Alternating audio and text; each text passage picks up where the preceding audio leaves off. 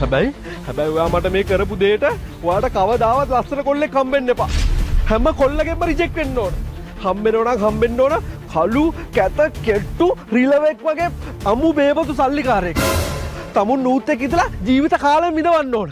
ඒක මගේ සාපයක්. අනේ තමසිකමක් සාපේ.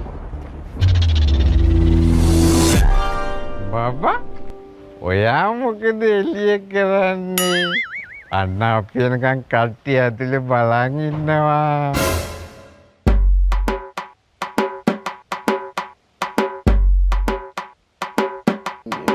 මේ කවුද? මේ කවුද? මම තමයි මෙයාගේ. මෙයානේ ඔයා. මම මෙයාගේ husband. one and only කෝටිපති Suman. තන්දරා. හම්බෙන්න ඕන කළු කැත කෙට්ටු රිලෙවෙක් වගේ අමු බේබතු සල්ලිකාරයෙක්. දැන් තේරෙනව නේද කාගේ ශාපද ප්‍රබල කියලා? හා? දැන් තේරෙනවද?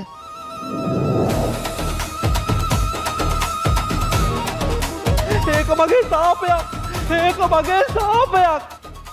යකෝ මාර සාපයන්නේ මගේ සාපේ. ඒක මාර ප්‍රබලයිනේ.